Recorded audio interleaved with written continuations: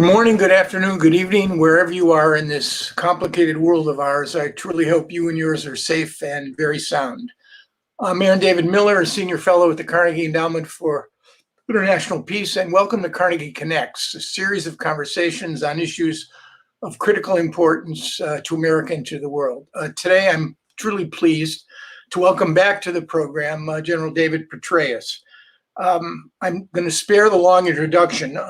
Suffice to say that in addition to his storied military and government career and service that placed him at the center of the nation's political, military, and intelligence policies during a very critical time in our history, he's also the author of a must-read new book, Conflict: The Evolution of Warfare from 1945 to Ukraine. We're going to talk a lot about the book today, because it has direct relevance to the discussion at hand.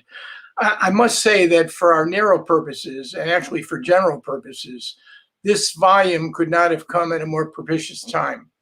To say that a book entitled Just Conflict, which is about simply elegant and violent at the same time, it's probably the understatement of the century. Last year, 238,000 humans died in global conflicts, which was a massive increase of some 96% year over year, largely as a result of two conflicts, Ukraine and Ethiopia.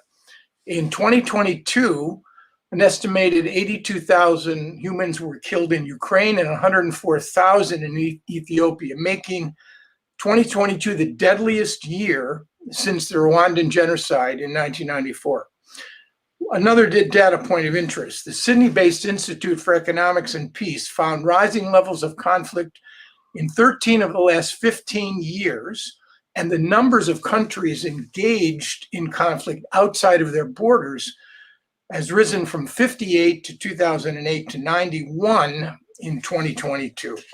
And conflicts these days, certainly Ukraine, we're going to talk about this, seem to be more enduring. The average length of a military conflict, according to the University of Chicago and Uppsala University, since 1816 is 100 days. 100 days, the average length of a conflict since 1816. If a conflict lasts for more than a year, according to this study, it's likely to go into a multi-year phase, lasting as many as 10 years. So we want to deeply into conflict. And General Petraeus, first of all, I should welcome you again to Carnegie Connects. But first, I want to ask you a question that we posed in this session. And that is, the U.S. now seemingly confronts a sort of arc of crisis across Europe with Ukraine, Middle East, now Gaza, and perhaps an escalation along the Israeli-Lebanese border.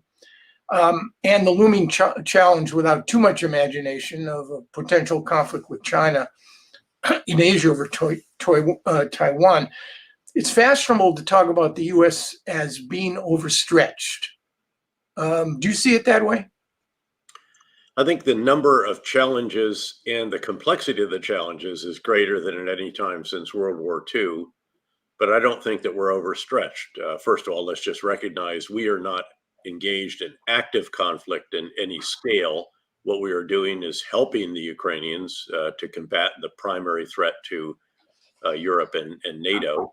We're helping Israel to destroy an Islamist extremist organization that has shown itself to be akin to the Islamic State and therefore is irreconcilable and has to be destroyed.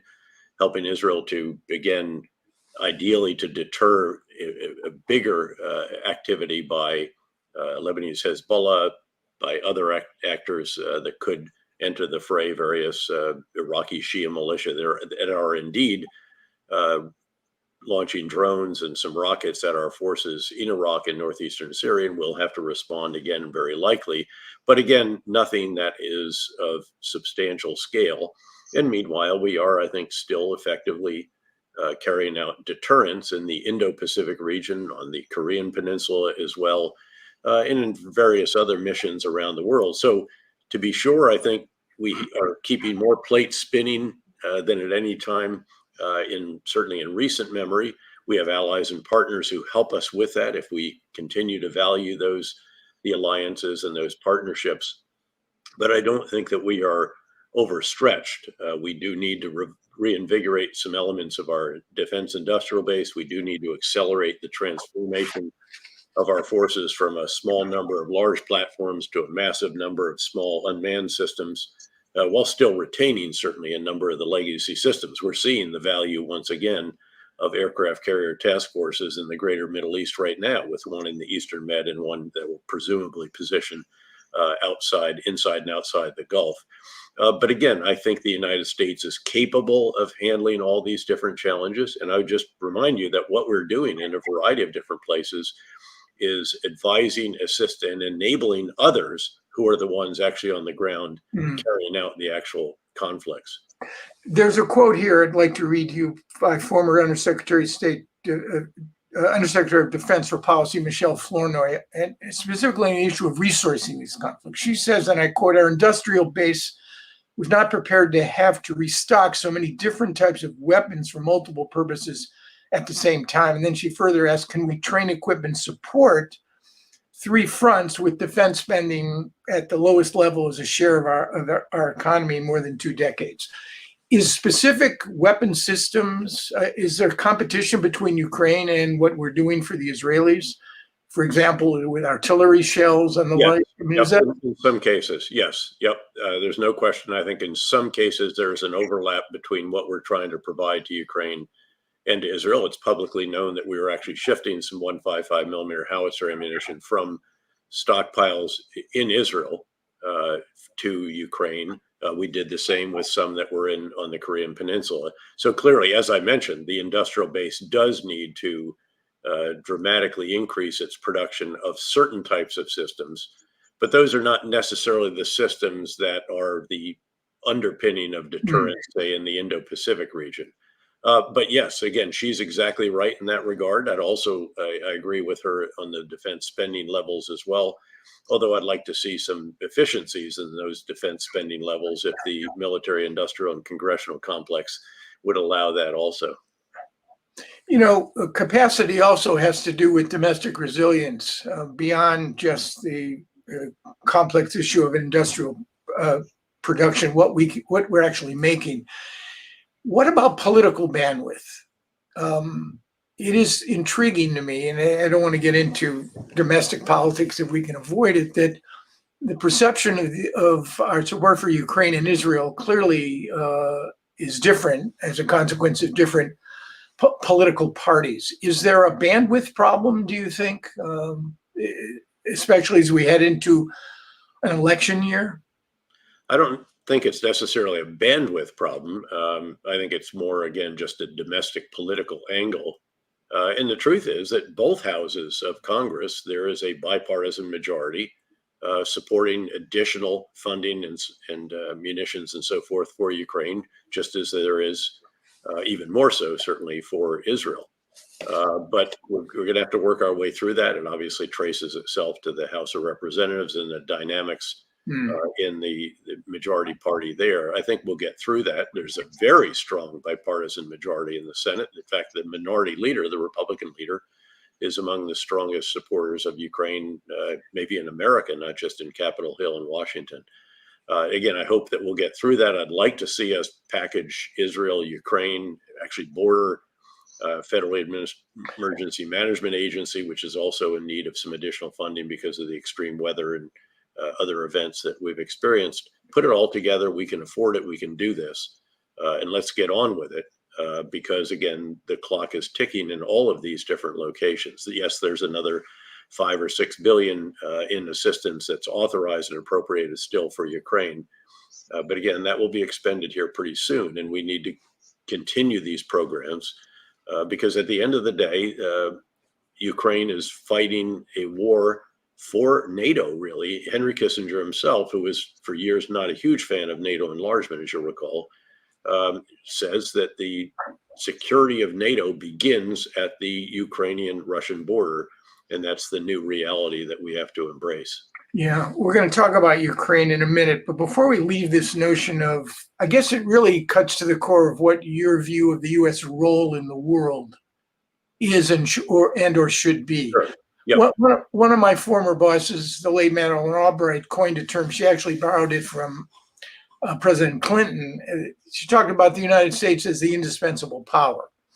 And I'm reminded of de Gaulle's famous quip that the cemeteries of France are filled with indispensable people.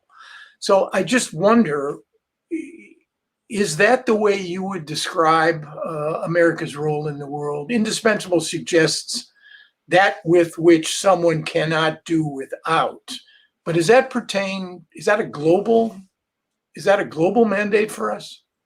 Yeah, I don't know whether you want to use that particular phrase, but I think it actually captures the reality, which is that we, more than any, again, if you think of the U.S. as the guy in the circus who's keeping a lot of different plates spinning, we are the leader in that particular effort, and there is no alternative to that. Yes, we do have allies and partners that help us keep all these plates spinning. Keep in mind that there's a plate that represents the U.S.-Western relationship with China. It's the biggest plate in the entire tent, bigger than all the others, arguably. You can't let it wobble. There's still a Korea plate, got to deter North Korea. There are still plates for individual Islamist extremist organizations on which we have to keep an eye and keep pressure. And we can do this generally now by advising, assisting, and enabling others rather than doing it ourselves, although we do some of that as well. Then there obviously now is the Israel plate when it comes to the destruction of Hamas, but also the deterrence of Hezbollah, other actors that could cause problems, intercepting missiles from the Houthis in Yemen and so on. There are cyber threat plates of various types, nation state, criminal actors, states that are out to make money, states that are out to influence our politics or put gasoline on the burning embers of discord and disagreements and so on. So again, I think there's a number of threats that is greater than at any time since the end of World War II, and the complexity of them is greater. And again, if the U.S. is not the leader in keeping all these plates spinning, noting again that we have allies and partners that help us if we invest in those alliances and partnerships, and we are, then I don't think that anyone else will. And the best example of this was that all of our partners in Afghanistan wanted to remain there. We had 3,500 troops. We hadn't taken a loss in battle in 18 months. We chose to withdraw, and everyone else had to withdraw as well, as did the 15,000 plus contractors who kept the very sophisticated U.S. helicopters and fixed wing aircraft that were the entire linchpin of the defense concept for Afghanistan. And as their operational readiness inevitably drew down, degraded, and they could no longer get the commandos, the 35,000 really well-trained and well-equipped forces out to reinforce the elements that were securing the population centers and critical infrastructure, it became clear to those elements that no one was coming to the rescue, and the result was predictable, although not necessarily the hastened departure of the president in that case. And quite an interesting contrast between the strategic leadership in Afghanistan and that of President Zelensky in Ukraine, who, said, I don't want to ride, I want ammunition. We're going to stay in Kyiv. My family's going to stay in Kyiv. Men in Ukraine are going to remain in the country, and we're going to mobilize fully for war. But in any event, yes, I think, again, whether you want to use that term because it's become seen as a little bit of a lightning rod or perhaps a bit polarizing, but I think the reality is that the U.S. does have a unique leadership role to play in the world. And we do that not because it's helpful for others. We do it because it is in our national interest to do so. Well, it does get to the issue, though. The organizing principle of any nation's foreign policy is to protect the homeland.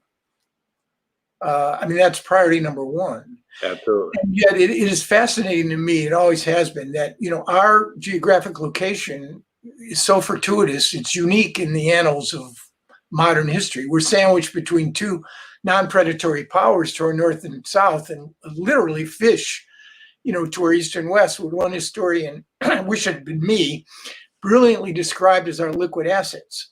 So I guess the question, because if our security is not directly threatened, and frankly, not since the late 18th century, when we had the great powers in our backyard, or I would guess during the War of 1812, when the British burned part of the capital, has our security been directly or fundamentally threatened. I guess you could argue, obviously, Roosevelt faced this problem.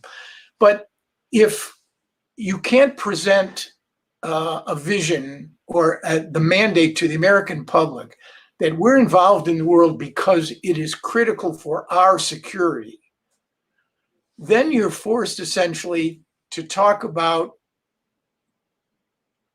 fashioning an environment in which American interests and American prosperity, American interests, you could even say, I guess, international systems, stability and prosperity is in fact tied up with America's role. Is that a harder or easier pitch to make these days? It's probably a bit more challenging, but I don't think it's impossible at all. I think you just need a good message and a good messenger. And you added the other piece of that. It's not just our security, it's our prosperity. And that prosperity is enabled by, again, people may challenge this as well a bit, such as the indispensable nation, but the rules-based international order that we and our allies and the victors of World War II helped establish in the wake of a 50-year period that had two horrific world wars and the Great Depression. And the intent of this system that was created was to try to prevent further world wars and to try to prevent further economic collapse. And, to varying degrees, I think that rules-based international order has served the world and certainly served the United States reasonably well for all of its imperfections. As Churchill used to say about democracy, it's the worst of all forms except for all the others. And so I think continuing to contribute to the world to sustain that particular set of organizing institutions and principles and structures is in our national interest, and in that of our allies and partners as well, which is why they do help us keep all these plates spinning, to come back to that metaphorical image. Yeah, it is a harder sell these days, in large part because you have numerous countries, particularly in the global South, which obviously isn't a monolithic concept in its own right. Not all the world sees it the way we do. No, not at all. No, in the global South, I'm a member of the Trilateral Commission. It was held this year, and the global gathering was held in India, which made a point of inviting a number of the countries of the global South, for whom it sees itself as a bit of a representative to a degree, giving voice to them. I thought it was a very good move. I thought it was very helpful. It was salutary for us to hear from not just our traditional Western allies and partners. And you're exactly right. And so we even have to convince other countries that this is generally good for the world. And that will be met with a degree of skepticism by some of them. But again, you have to make that case. But here in the United States, of course, then you do start to get very much into domestic politics. And that has its own challenges, especially in an era of news channels that have particular orientations, and then also social media that do the same. Yeah, I think it was George Will who quipped that when it comes to foreign policy, the American public wants as little of it as possible. And I suppose, unless it directly impinges, whether that's in the form of terrorism or an oil embargo, that rule of thumb probably is correct. And it's domestic priorities, essentially, I suppose, in this coming year that will determine much about the outcome of the 2024 elections. So let's turn, the book really is replete with so many good lessons. Let's talk about the two crises du jour. Although I have to comment, I've now watched and been immersed in the media piece of the Israel-Gaza war for the last month, and I have to say it sort of drives home the message that in the media nothing in America lasts more than 15 minutes, because Ukraine has essentially disappeared from the media frame, and it's remarkable how you can go pivot from a conflict that is deemed to be the West, the fulcrum of civilization to defend the West against Russia, to an immersion in Gaza. But let's turn to Gaza for a minute. based on your experience in Iraq, what are the similarities? You lay out some of these in the book. Mhm, What are the sure. similarities between the problems the Israelis confront in Gaza right now and the problems of counterinsurgency and fighting insurgents and terrorists in Iraq, both in Fallujah and in Mosul? Well, as many other places than that. I mean, we had to clear many, many large, very substantial cities, none other than Mosul as large as Gaza City. Although Gaza City, at least the number of civilians has been reduced by certainly a half and maybe as many as three quarters, At but there's least. still several hundred thousand, which is roughly what we're in Ramadi, we're in Fallujah. And remember, we cleared Fallujah for the final time during the surge and got that right and sustained it that particular time. But also very substantial parts of Baghdad, parts of Sadr City, Tikrit, Bakuba, Mosul, as you noted, and even the Battle of Basra when we defeated the Shia militia that were supported by Iran in that the second largest city in Iraq. So all of these, again, have elements that are present in the effort by Israel to destroy Hamas and the Islamic Jihad, which I believe do need to be destroyed. I do see them again as analogous to the Islamic State, albeit an imperfect analogy in that the Hamas has some degree of Palestinian nationalism wrapped up in it. But that said, again, does need to be destroyed. It is analogous to the Al Qaeda in Iraq, eventually the Islamic State, and so therefore they've got to go into the city and do this, and that's what faced us in places like Ramadi and Fallujah and the others that I listed.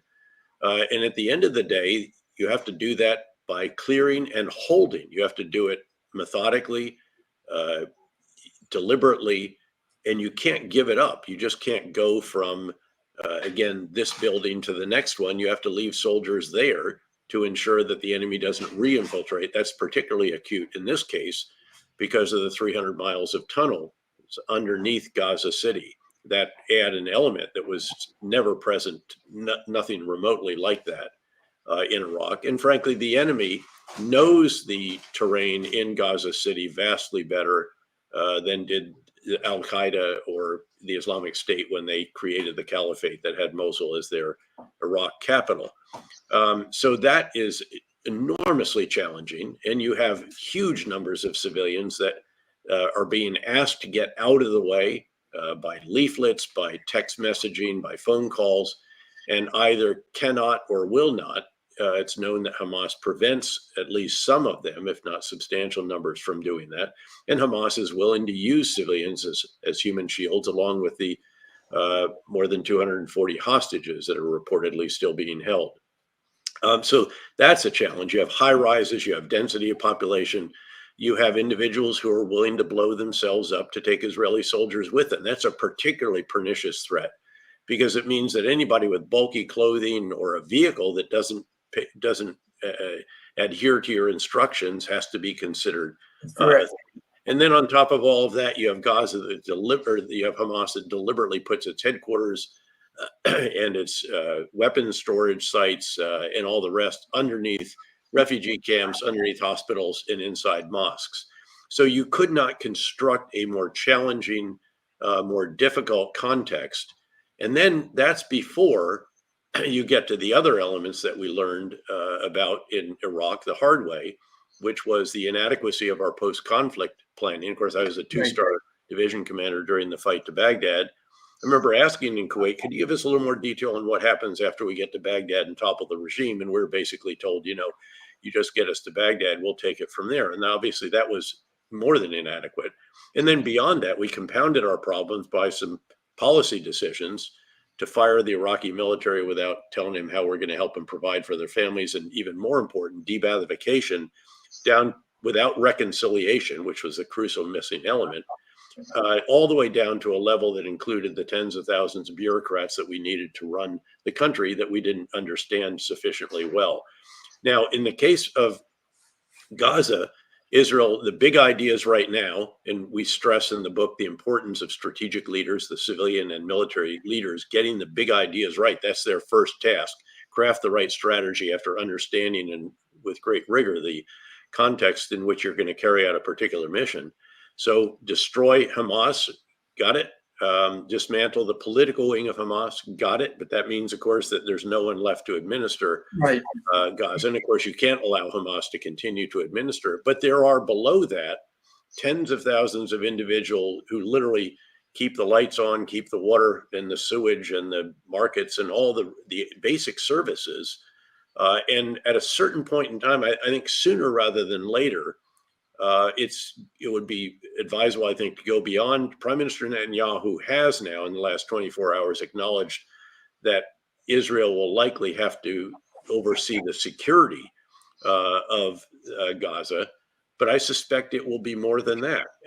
And I think the sooner that that's recognized, the sooner the military will recognize the need to plan for that and to figure out how they're going to do that. And how will there be employment of these tens of thousands of individuals who actually know how the various basic service provision is conducted, and then also a vision for the Palestinians in Gaza that life will be much better after Hamas is finally gone and out of their lives, since it's Hamas that has brought this violence onto them by the most horrific, barbaric, unspeakable actions imaginable, and even videoing them, keeping in mind now that we lost not quite 3,000 innocent civilians in the 9/11 attacks. Per capita, 1,400 in a population of about 9.3 million. That would equate to over 50,000 Americans having been killed. And 240 hostages, that's over 7 or more thousand as well. So the trauma of this has been extraordinary. There's no way you can go back to mowing the grass as the strategy used to be for dealing with Hamas and then get a period of relative peace, and then you'd have to do it again. They have to be destroyed. They are irreconcilable in the same way that Al-Qaeda in Iraq, which became the Islamic State, or some of the Shia militias supported by Iran, had to be destroyed and were during the surge, and then kept down but for 3.5 years. But after that is done, again, how are you going to administer? And I don't see the prospect of a competent, capable Palestinian administration coming in, which is, of course, what you would want. But Right. beyond that, as we discussed before we began, Aaron, there's another element to this, that whoever it is that is overseeing Gaza, not just security, but the restoration of basic services, there's also going to have to be a counterinsurgency component, because the remnants of Hamas and Islamic Jihad and some of these other extremist smaller elements, they're going to be trying to reconstitute, and Iran will likely be seeking to enable them to do just that. If you don't have a very good intelligence-led, again, counterterrorism component, counterinsurgent component, however you want to describe it. So I think the additional elements of the vision here of who will oversee not just security, but the restoration of basic services, reconstruction, reopening of schools, markets, clinics, etc. Again, the sooner that's provided, I think the better, because it will also make the military, it just forces you to think about that much more than you will if you're just embarked on what might be a conventional military campaign, Right. just out to destroy an enemy, and then other people are going to see to what happens after that. I want to have a question or two for you on the day after. Actually, as you know, it won't be the day after. It's going to be the weeks and months and potentially years after, with the Israelis probably reoccupying large parts of Gaza for an indefinite period of time. I want to come back to that, but I want to ask you one discrete question, which has troubled me as the number of Palestinian deaths have reached exponential proportions. And I'm not sure whether the administration has any more concrete alternatives or advice to provide to the Israelis, but I really would like your view. I asked you about it before, and that is, how do you prosecute this campaign in a densely populated urban area, roughly 21,000 humans per square mile, without causing the deaths of thousands of Palestinians, adjusting the ordinance, better intelligence? Is there seriously a way to fundamentally reduce Palestinian civilian deaths?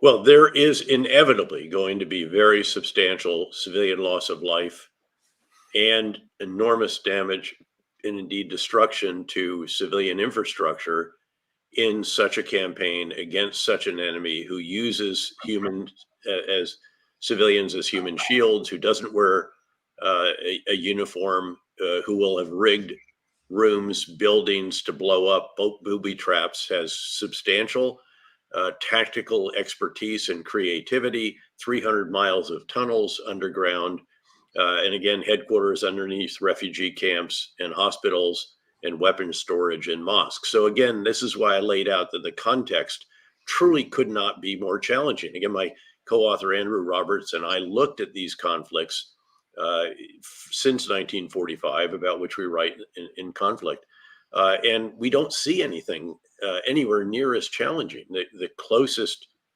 maybe Mariupol in Ukraine to a degree, or Hue City during Vietnam in the wake of Tet, some of these. But this enemy is even much more challenging than that. So again, it's hard to overstate how challenging this is. That said, clearly it's incumbent on Israel to adhere to the purity of arms, which is their concept, their interpretation of the laws of land warfare and the concept of military necessity and proportionality, et cetera. But I'm really reluctant to second guess that without knowing what was the target, what was the military necessity, the imperative, what is the reality on the ground in terms of, again, leaflets and text messages and phone calls to get the civilians out of the way, and they're not adhering to not obeying the direction, if you will. All of these different challenges, and on top of that, again, the threat of suicide bombers, which is so pernicious and so challenging for soldiers who are on the ground. Certainly, there will be instances where, again, there will be additional risk to soldiers in order to prevent the loss of innocent life. But I just can't capture really how challenging a battlefield situation this is, even, again, compared to the very, very challenging ones that we faced in battles like Fallujah, Ramadi, and Mosul.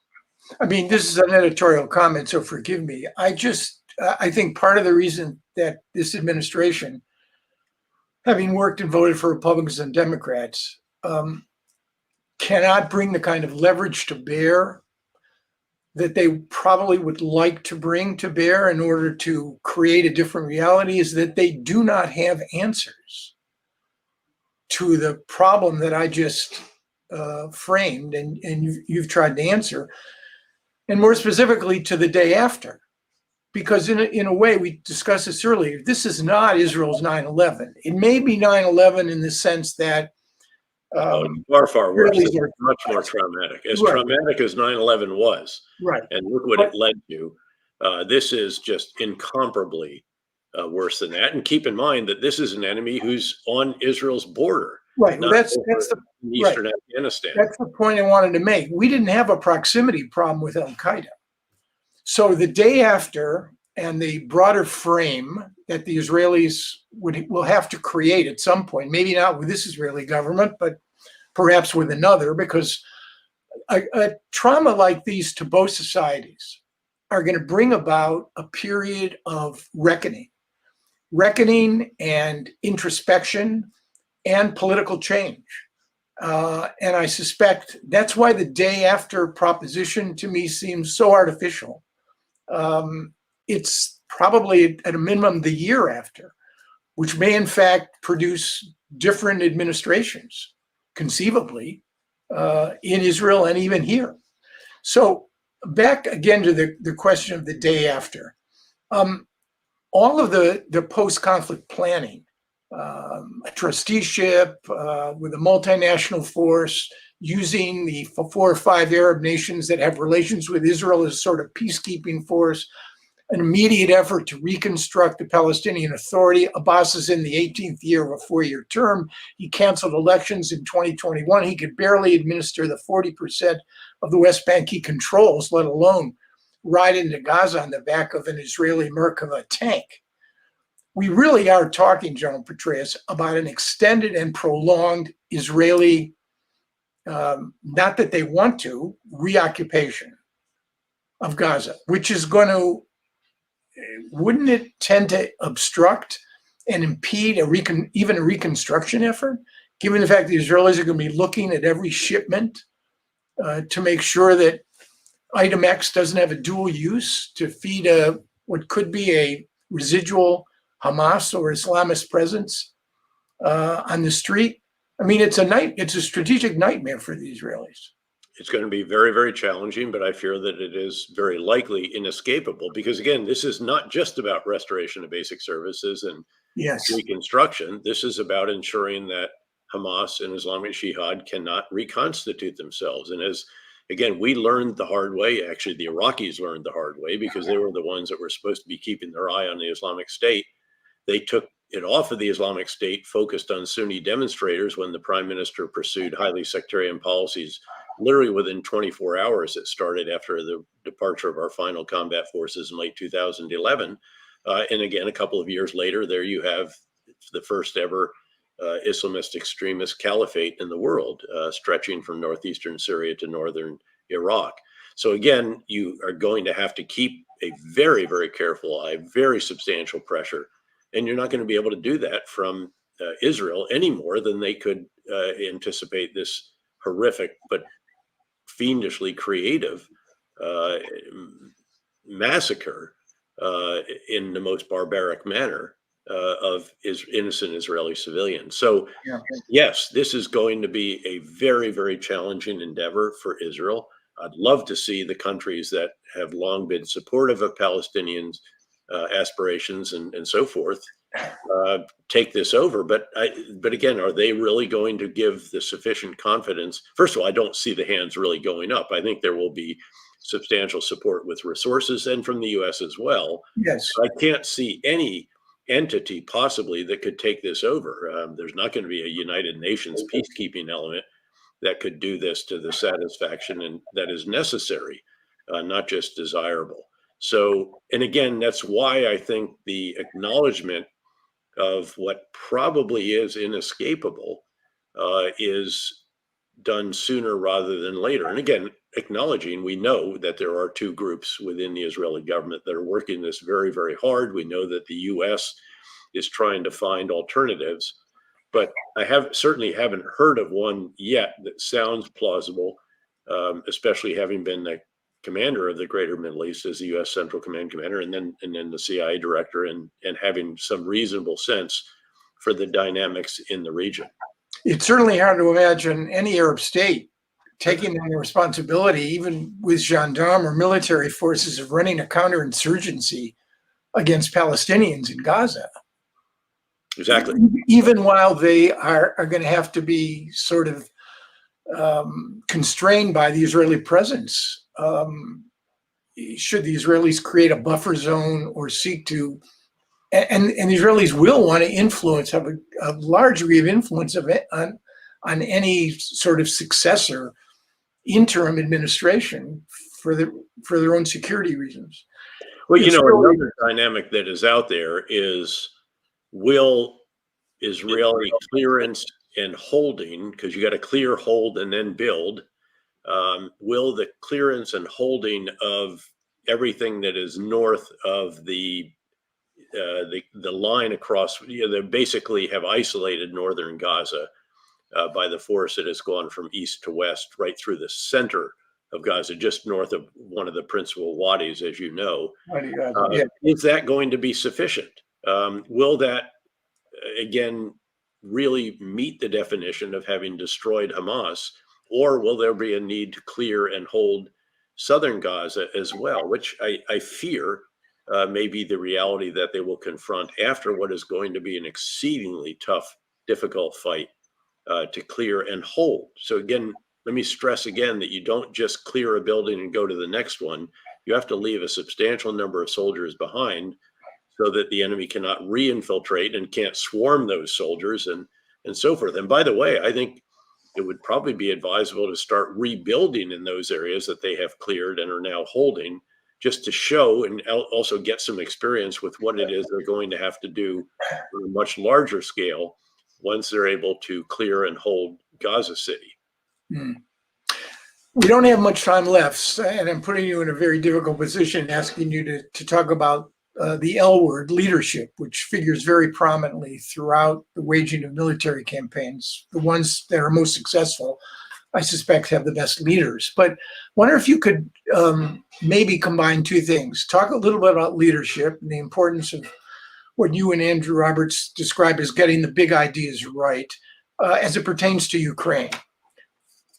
Sure. So, first of all, what we identify as the most critical component determining success or failure in the battlefield is the quality of the strategic leadership, the ability of the top civilian, usually President of the United States, Prime Minister of the UK, or what have you, and then the battlefield strategic leader, the commander of the operation that is ongoing. And they have to perform four tasks. First and foremost, and most important, is to get the big ideas right, to craft the right strategy, to understand the nature of the war and develop the appropriate strategy, which we recount a number of cases where we did not do that. Vietnam, you can argue that we didn't get the big ideas right until 1968.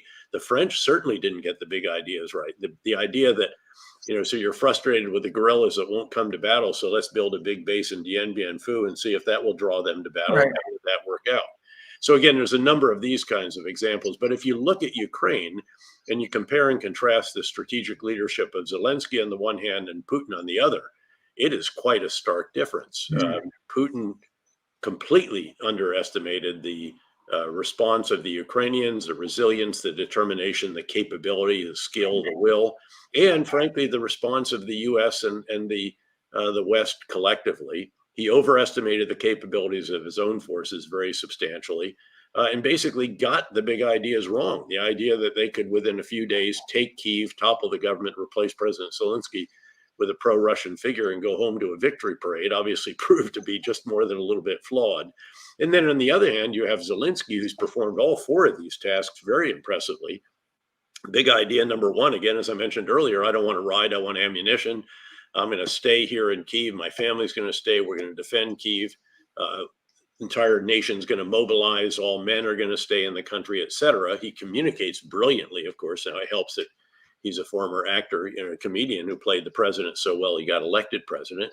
And then he's overseen the implementation of the big ideas. That's the third task, very, very impressively, with his example, his energy, his determination.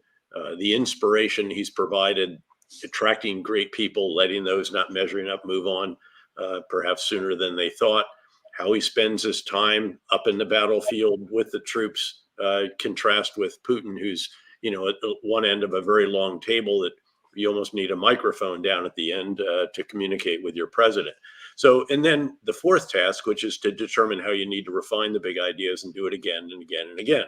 Now, the challenge is, of course, that despite the Ukrainians winning the Battle of Kyiv, Sumy, Chernihiv, Kharkiv Oblast, Kherson, and so forth, that was west of the Dnipro, that right now, even their own commander-in-chief, military commander-in-chief, acknowledges that uses the S word. He's used the word stalemate, which his president did not appreciate, it appears. But nonetheless, that's the challenge. So this is still not decided. And Russia still occupies not quite 20% of the country. So this will continue.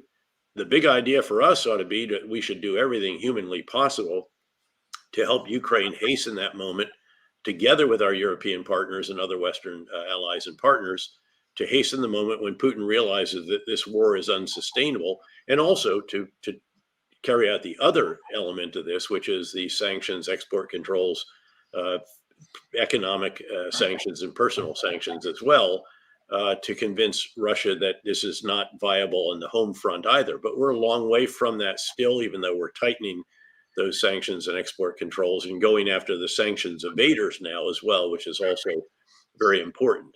But still not settled, still ongoing, still very, very challenging. And of course, unfortunately, the hope for gains of the summer did not materialize to the extent, again, that Ukrainians and many of us had hoped we would see, in part because although we've provided enormous support, over $44 billion, in security assistance alone, we delayed some of the really critical decisions. Our tanks were not there for the summer offensive. Our F-16s or other countries' F-16s were not yet released and actually overhead. And our doctrine says that to conduct a breach of the kind of substantial defenses the Russians created requires air superiority. They don't even have air parity. So again, the challenges here are considerable, but the strategic leadership by President Zelensky has been truly admirable, and that of President Putin has been the exact opposite. You know, I don't want to end on a gloomy note. You quote Plato in a chilling quote, "Only the dead will see the end of war." You know, this book, Conflict, I suspect that word conflict is going to remain part and parcel of the world in which we live. Perhaps better leaders at some point will find ways to anticipate and preempt the need for conflict. But until that day happens, I'm afraid we're living with a pretty grim reality just about everywhere. Well, this reminds you that money spent on deterrence, as substantial as it may seem at the time, if successful, is a lot less than what has to be spent on war. General Petraeus, I want to thank you for your wisdom, your experience, and your authority. It's a great conversation. I'll hold the book up one more time. It's a great book. Thanks, Aaron. Great to be with you. Take care till next time. Be well. Thank you. Bye-bye.